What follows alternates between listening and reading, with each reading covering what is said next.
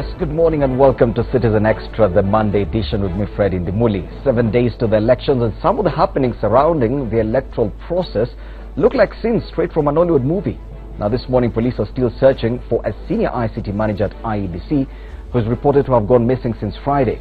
Chris Musando's car was found parked outside an apartment block in Roysambu yesterday, but the man's whereabouts remain a mystery.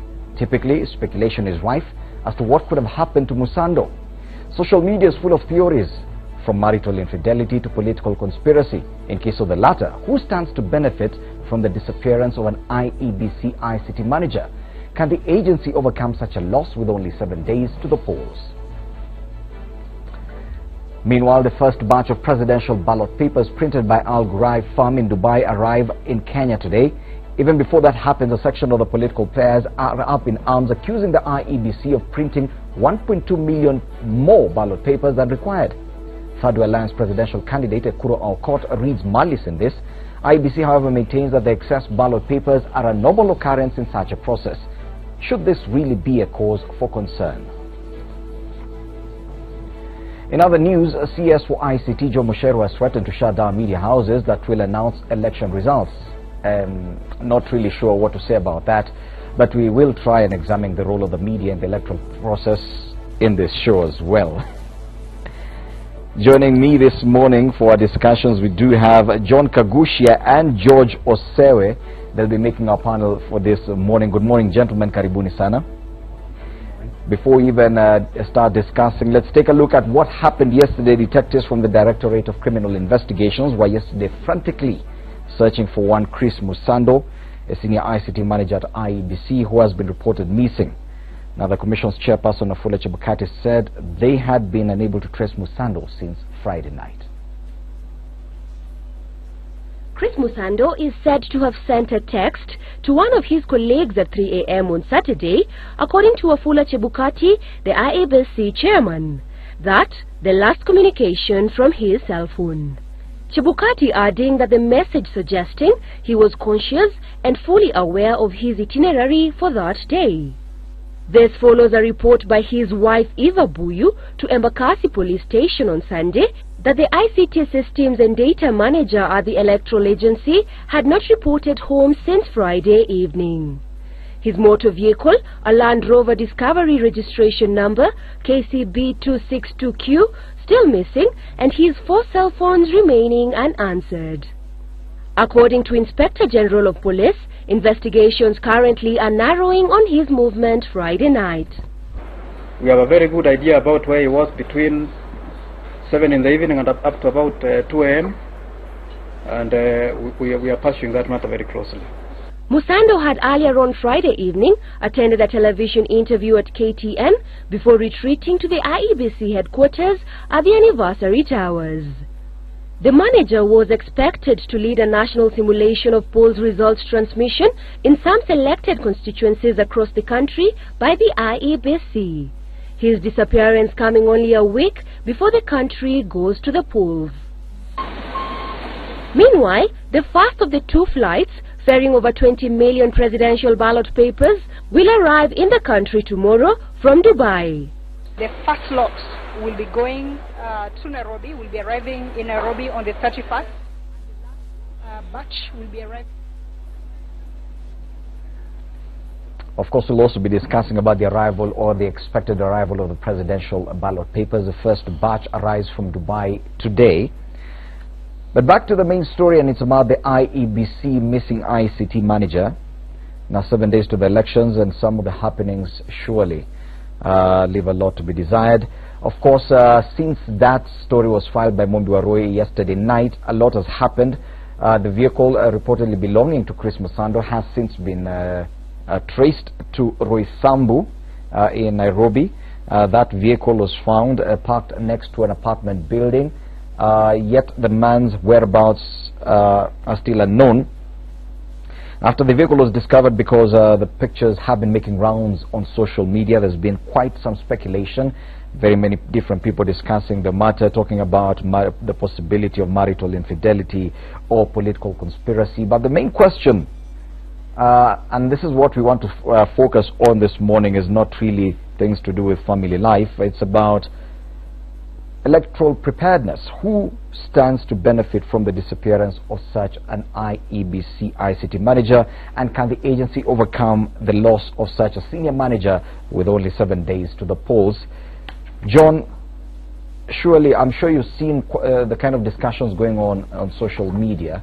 Quite a lot probably has nothing to do with the real issues at hand, but probably the biggest concern is, in as far as preparedness is concerned, when a senior ICT manager and these elections are really dependent on technology, this time more than ever before. So when a senior ICT manager goes missing, it is a cause of worry, don't you think?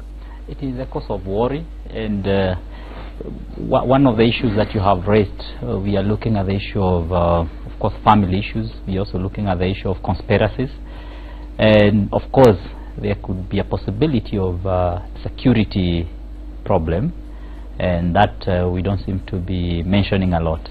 But having said that, we hope and pray that it is really not a security issue and that he is not harmed in any way wherever he is. That's what we can hope. But coming to what would be an issue of speculation this morning, and even throughout the weekend, has been the issue of political conspiracies. And Fred, you understand that the issue of rigging and the issue of not having an election coming of 8th has been an issue which has been there all through, and it's an issue that we've been discussing every day. And so when you have senior people disappearing the last few days, when we're just about to have an election, is only something that can come to add to the conspiracies that we've already been having. Remember, the issue of disappearances to political leaders and also to people who want to push a certain agenda is not new to us as Kenyans. You remember there's a time we had a speaker of the county assembly of Embu who disappeared at some point, and of course until today there's a lot of speculation as to what had happened to him. We also recently had another case of disappearance of one of the parliamentary aspirants here in Kiambu. And again, until today, there has been speculation as to what really happened. Now, we want to hope that this is not a similar case. However, looking at it, there seems to be a bit of mischief because we have seen the pictures circulating this morning on social media of his vehicle parked somewhere in an apartment. We're actually running those pictures right now, even as we speak. That vehicle was discovered parked somewhere in Roysambu. Yeah, and you know, having this kind of evidence, I want to believe that the police should be able to move swiftly and apprehend any, you know, or rather give us leads as to where this gentleman is.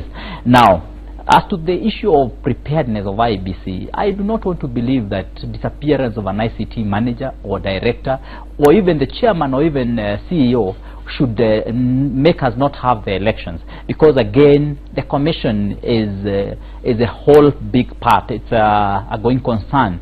It's an independent body which is very well prepared, very well funded, and it is not a one-man show. So we do not expect that disappearance of any person in that case would make us not have an election or would you know, have any serious dents.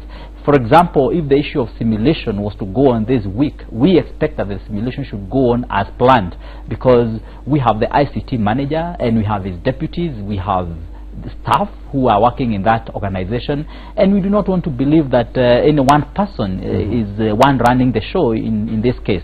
And of course, today it should be noted that the IEBC has actually slated today, this Monday, to test the electoral results transmission system. And of course, when Chris Musando is going to be a very big part of that process. George Osewe, don't you think that this, whether stage managed, whether real, it is mysterious, his disappearance, and we really do hope that Chris Musando is safe wherever he is. But don't you think that whatever is happening right now, given the fact that this electoral process suffers a lot from mistrust, that this is a cause for worry? Thank you, Fred, for having me. This is a somber day, not only to Chris' family, but also to Kenyans in general. We had the news yesterday with shock and dismay when we were at our Nasser Diaspora Secretariat. So our guess is just good as everybody else, including my colleague here. This is an election year, and we have very few days to election. So we just hope that this is not an intimidation process. If we can have senior people involved in steering what we call historic election in this country start disappearing, you know, it's mind-boggling, and it's something that the government should come out and assure the families of others who are working in the IEBC, including the chairman himself, that their families are safe, and there's nothing that's gonna, you know, make people disappear for any reason.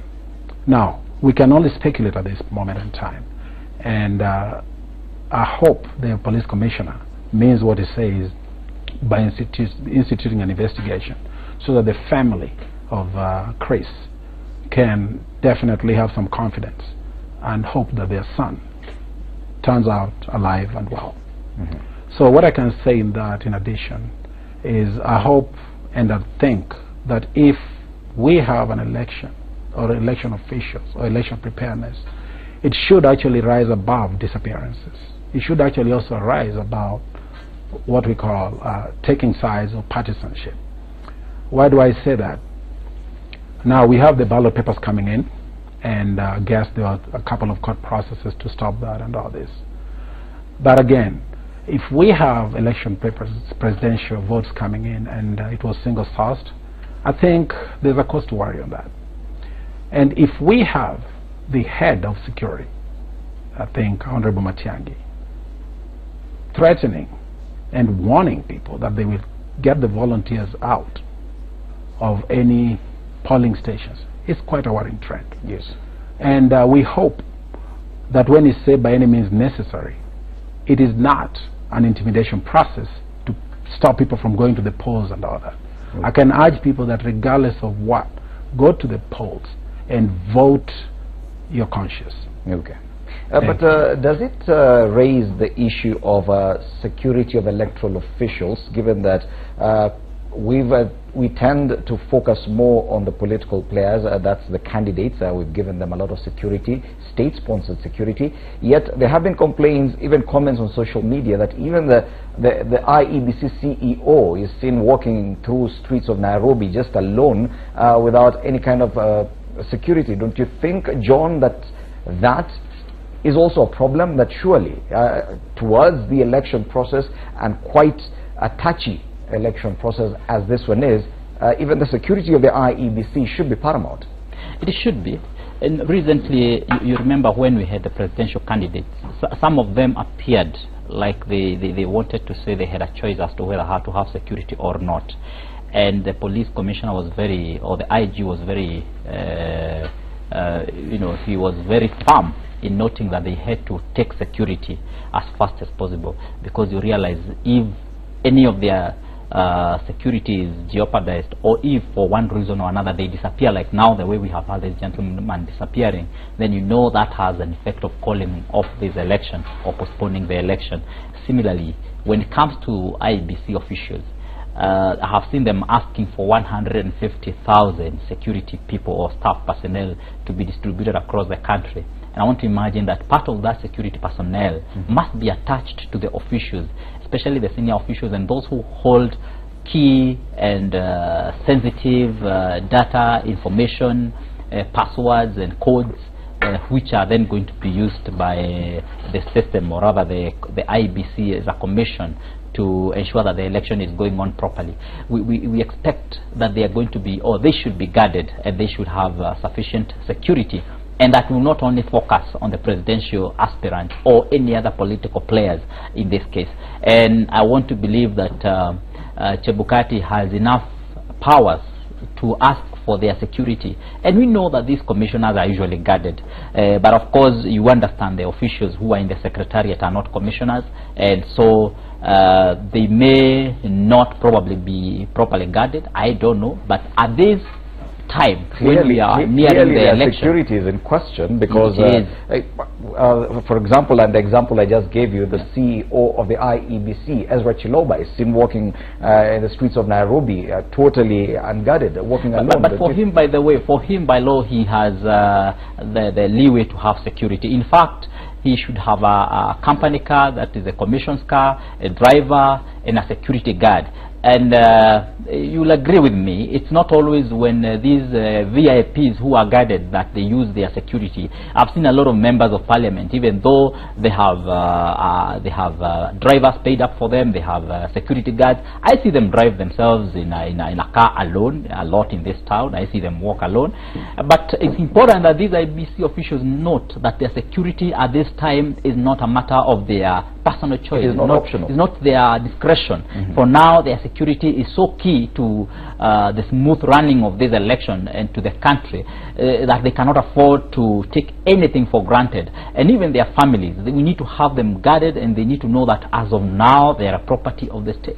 To avoid this kind of issues, like now you can see the speculation which is there a lot this time about the Chris Osando. It's so much about a conspiracy. And some people have thought, what could this be adding to the rigging allegations that have been running for the last 1 year? Could someone be wanting to say that, you see, we said that this election is going to be rigged? And at times, I say it's important to be careful. You remember, my friend here is coming from New York, if I'm not wrong. He's chairman of NASA in diaspora. And he will tell us that in America, the person who shouted loudest about rigging of an election was Trump. And he said that the system was going to rig him out.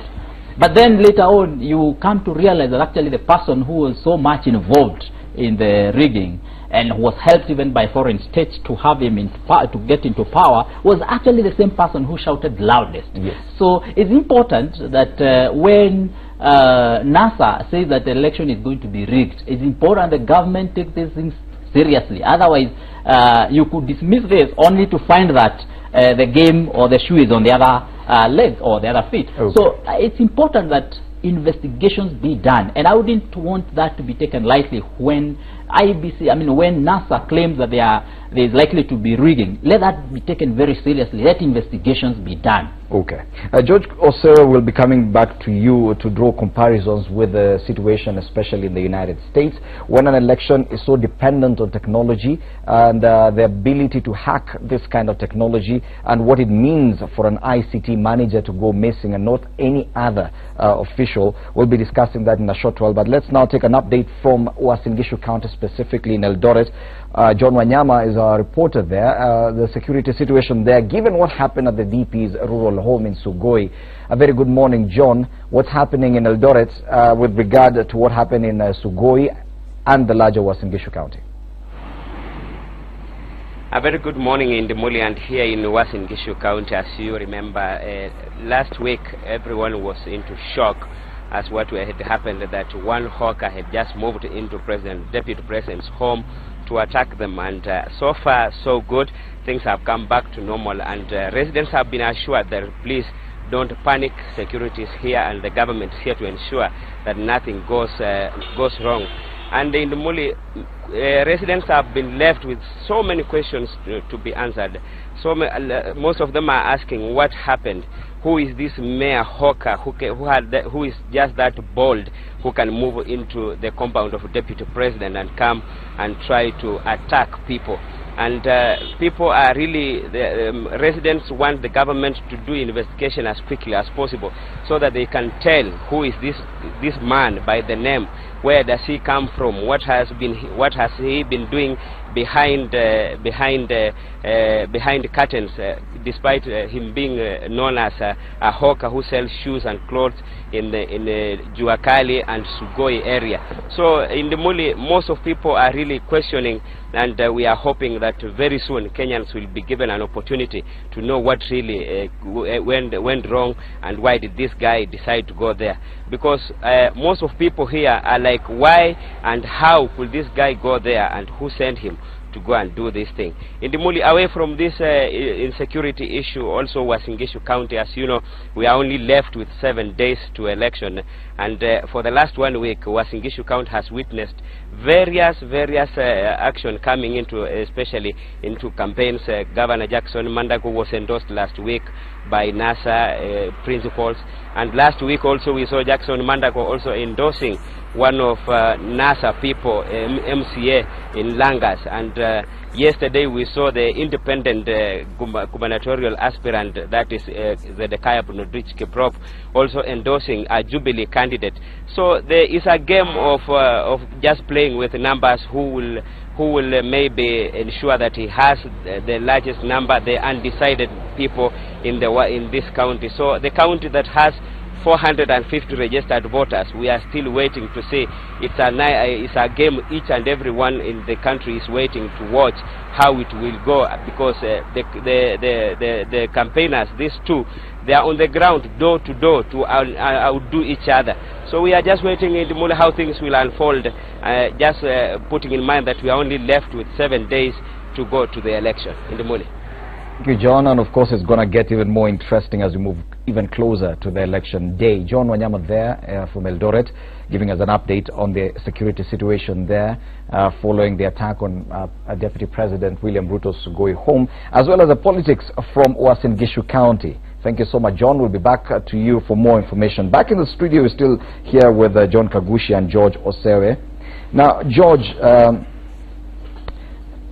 technology, however progressive, however modern, is still prone to interference, and we saw that in the electoral process in the United States, that however progressive, however modern their technology is, even in the election process, they are still grappling and fighting and struggling to fight off allegations of hacking and rigging. Now, in the Kenyan situation, 7 days to the elections, when you see an ICT manager who's actually running this technology that we've not really used before, yes, surely this is where our concerns are coming from, don't you think? Yes, Fred. First of all, elections should not be a matter of life and death. Elections should be a matter of good and bad. If leaders come in and they don't deliver, that is why people hold elections. Secondly, democracy means the competition of ideas. You cannot, nobody has a monopoly of that, whereby the seats are not meant, for a certain community or for a certain person that they must serve for this much before they leave, even if in the event people reject them.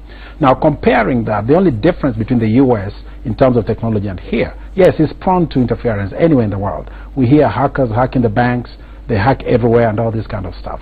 Even people hire them to do that. But in the case of the US elections, all political parties are involved from day one on what that electoral process is.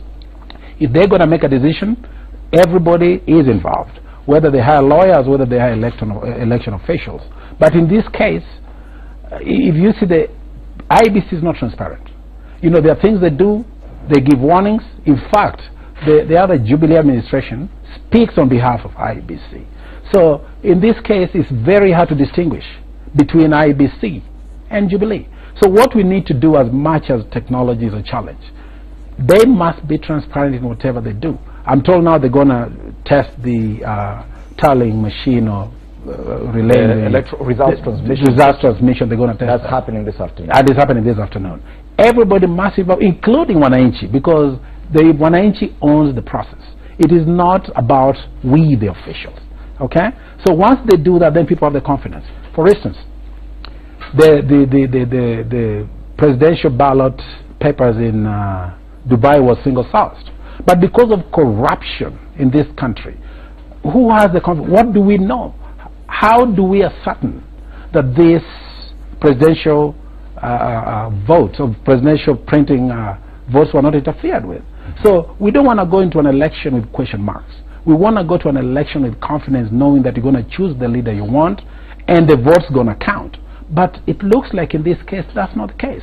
Once we start having people disappearing, once we start having people intimidated by head of security, giving warnings, giving threats, no, that is not the way to go. And if you see them, they're also campaigning with government vehicles.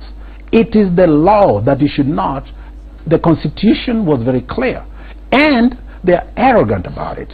They come out and say that what you are going to do, we're going to do this and that. This is not the way to run a country, and especially in this kind of election. I think, yes, Fred, on that one, I think to be fair, the issue, for example, of campaigning with government vehicles. And that's a totally different issue from what we are discussing. I was trying to bring the conversation back to what we were discussing. That's okay. Go ahead. Yeah. So the issue here, I think if you are to look at the issue of government resources, for example, there's a very thin line between the resources, the government resources, especially when it comes to the issues of security of the VIPs, because like we look at the top principals in NASA and the same thing to the top principals in government. They are all people who are well facilitated by government. They are people who are secured by government, and they are meant and supposed to actually use that for their own security. So I don't think really it usually, or it is a Jubilee or a NASA issue in terms of use of government resources. You have seen governors, they really should be protected, so they use their formal and official vehicles to do the campaigns and all that. But again, that is an issue that is already under investigation by the government agencies. But what I think is important is that the electoral process in Kenya has never been as transparent as it is today. And when I say that the electoral process has not been as transparent, I am not talking about IEBC. I am talking about the process itself. You know, in the earlier days, probably, I don't know whether, Osewe, you are still in Kenya or you are in diaspora, we had a situation where it is the president who would appoint the ECK chairman or even the secretariat. But as we talk today, we have an independent body which is run independently. And again, you remember last year, there was demand from the opposition that we separate, or rather, we have the officials who, and the commissioners who are in the last election, leave office to a new team, a fresh team. And there was an agreement, a political agreement, that let that be done. And Osewe, just to let you know that what happened is that the two sides of the political divide sat down and came up with the commissioners that we have today. So the commissioners that we have today are people who are above board. They are people who are not representing any political side. They are people who are agreed upon by the two different political divide in Kenya. And that was very necessary again, because as we say, and we have kept saying, we want a credible election, and we want results that will be agreed upon by all the people. And I keep saying, even the issue of rigging that has been put forward as a major agenda, really, it may not have much to do with actually rigging. It just may have something to do with the basis of contesting the results once they are announced. And it's important that, for example, the issue of security that has been put into aspersions, into question now, is important that as political players, we only keep this political. If we have to drive the rigging agenda, it need to be kept as a political as much as possible, but not bring on board the issue of security apparatus.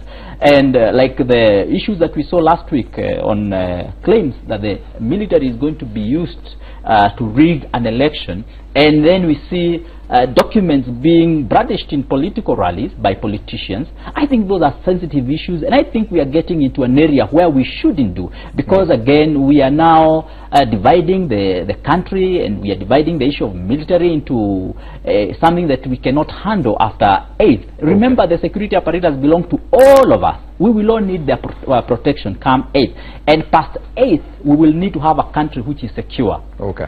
Of course, there's a very interesting opinion piece on that issue with regard to use of military internally on one of the dailies today, penned by a very senior retired military official. It is a very interesting read if you may get a chance to go through it.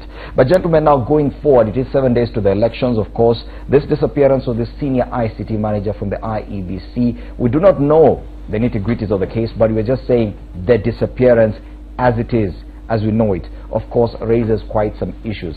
What should we do? What should the IEBC do going forward? It's only 7 days to the elections. What can we do to ensure that the electoral masses, the voters, and the political players are confident of the electoral process despite this happening? George? Yes, first of all, I want to agree and also disagree with my colleague here. Politics is perception. And whether it's rigging claims or not, ever since it started since then, and of course this country is known for not having clean elections.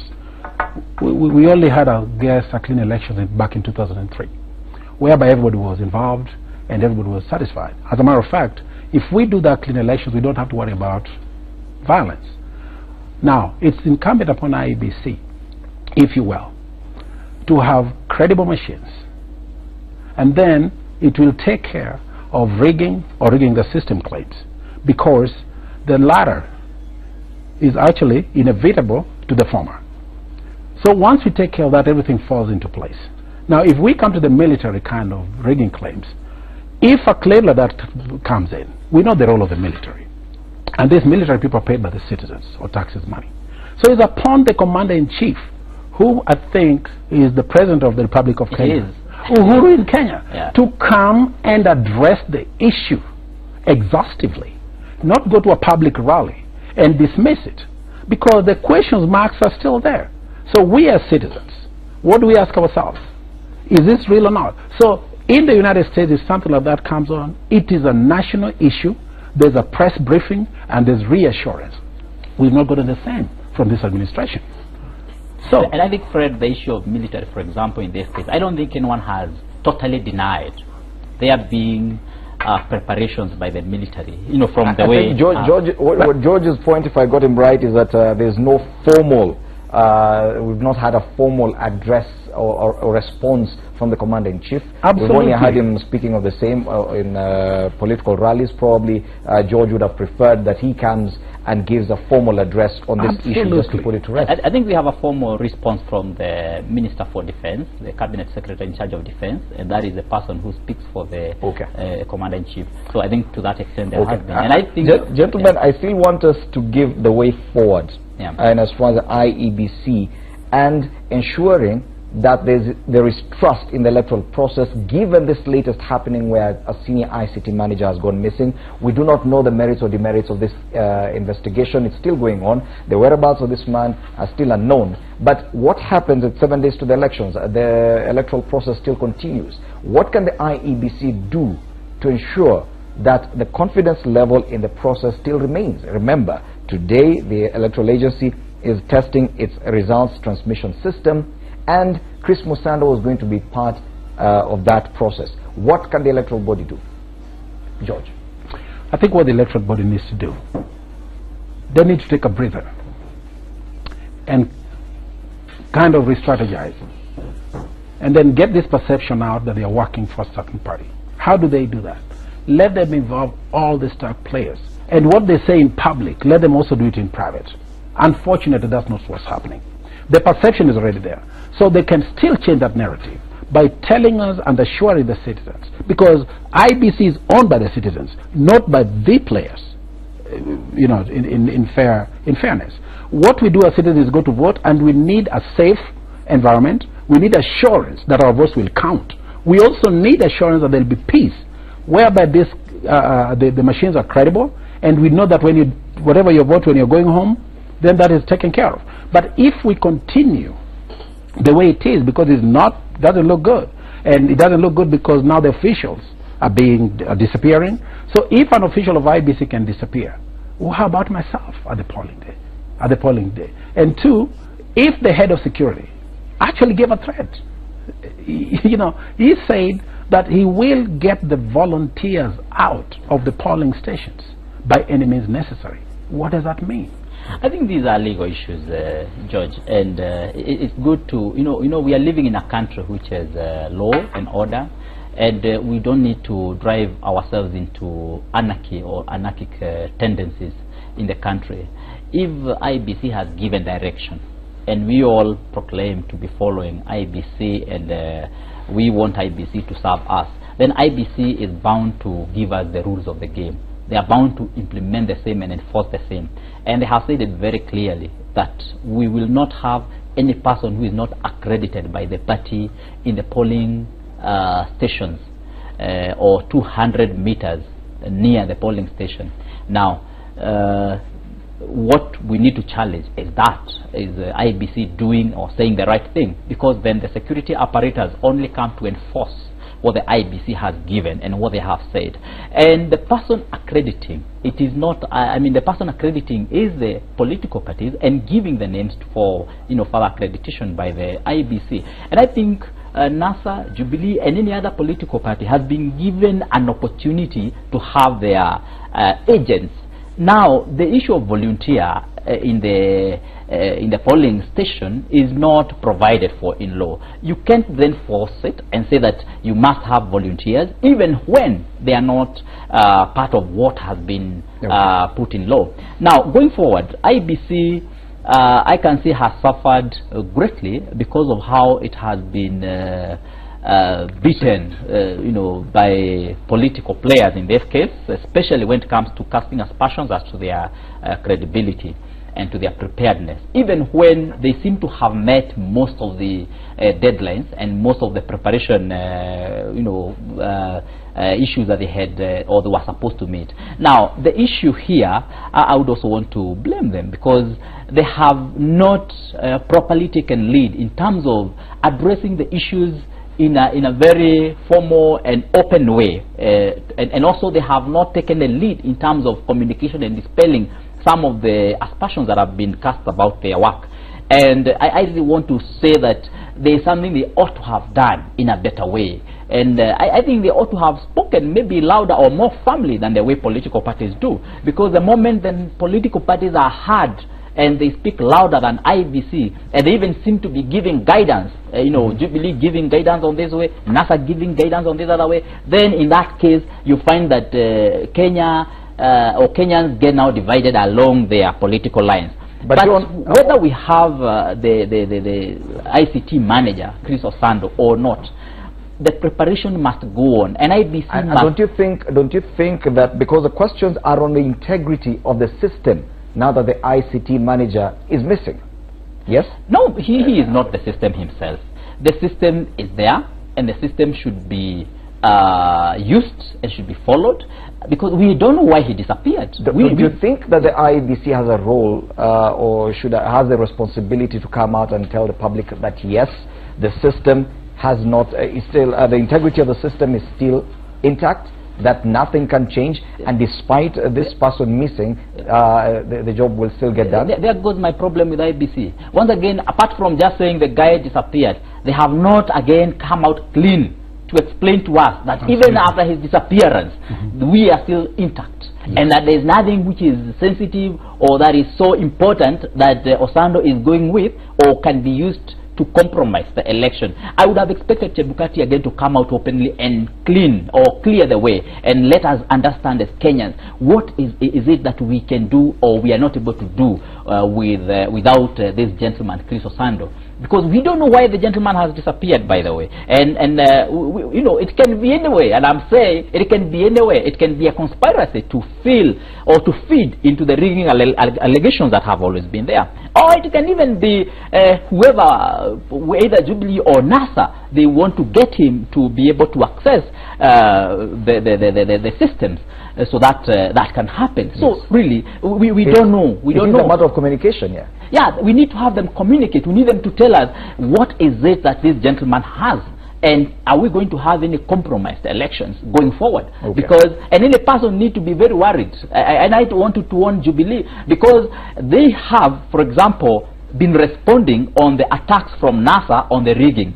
Yes. And it is important that they don't take that easily. They should actually commence very serious investigations through the systems that should do that. Because it can be either way, by the way. I can shout at the loudest voice that the election is going to be rigged, but I'm only hiding something that I am planning to do or something that I'm already doing. So it is important that nobody should sit pretty. Everyone needs to come out and ensure that thorough investigation is done. And IEBC also need to come out and assure Kenyans. They need to tell us what is it, what information is in possession of Chris Osando. And we also need to understand a little bit more. We have not, for example, had the family, really cry out as to his disappearance. The only person we have seen talk about his disappearance so much is Chebukati as the chairman of IEBC. So there's a lot that is left to be desired in this case. Okay, George, also anything to add on that matter? Yes, well, I have to agree with my friend here, but again, we are missing a point here. yesterday's shooting at Sugoi home of Deputy President Ruto and the disappearance of Chris Musando. And then if you juxtapose the two, come on now, if these people don't come out to tell us exactly what is going on, people can only speculate, and that is the perception I'm talking about. Now, two, I'm going to address the issue of the volunteer that my friend here maybe didn't understand. We diasporans, we are involved in what we call a data poll. A data poll is very simple. We make sure that the registered voters who have voted reflects the national tally, period. So that is not a volunteer, and there's nothing in the law that doesn't say that. Ghana did it successfully because we can't keep doing the same thing over and over again expecting different results. It doesn't work. So this time, actually, people been, it's only the name wasn't actually put to the face of that. People have been doing that through the agents. And then you know what happened, whereby somebody signs a form, nobody actually counter checks, and then they go change the stuff at the National Tallying Center. So the truth is, with Adapt the Poll, they are not, we are volunteers in that respect, and that's why we as diasporans have come down to make sure that the time we've left the IEBC to do their job, we want to put in a different measure to prevent what has happened in the last 3 elections. As a matter of fact, in the last 2 elections in a row. So we cannot do same thing at the same time, I mean, all over again. This is why we are calling on people to adopt the poll, to make sure that the people who have voted reflects in the national tally, and to make sure that people show up to vote, not twice, not thrice, but the real people and not dead voters and all that. That is why we are calling this adopt the poll, and this is threatening to the government because it's a new sheriff in town. I think George, you need to maybe acquaint yourself a little bit more with the electoral laws that we are having in Kenya. What you have described here is what has been provided for. So, and this, in Kenya today, you cannot take the results for further, I mean, you cannot take results anywhere without the signature of all your agents. That so the people who signed it, the Formula 16A, they've signed up before. Yeah. I mean, it's not something you are making. It is something we're just about to go on a break. John Kagusha, kindly finish your point. Yeah. So what I'm saying is that the issues that I mean, George has raised here are things that have already been taken care of, and we need to ensure that we are observing the order and the law that has also and the rules that have also been set by IEBC. Otherwise, if we don't do that, again we are getting into anarchy, which is not going to help us in any way. And we don't need to push things in a certain way to create a perception that does not help us unite the country, but helps us to separate the country at this time. Okay. What we are all interested in as Kenyans, by the way, is the issue of a credible election. And you remember from what we have seen before, elections have been stolen across board. We have had elections being stolen, at least from the reports we have seen from Kriegler and other reports. We have been stolen in you know, both of the political divides in the past in their strongholds from the reports that we have seen. And so in this case, we do not have a person who has a high moral standing to say that you know, that they cannot steal an election. And okay. So what we need as Kenyans is IEBC to give us a credible election, period. Okay, the ball is back in the court of the IEBC.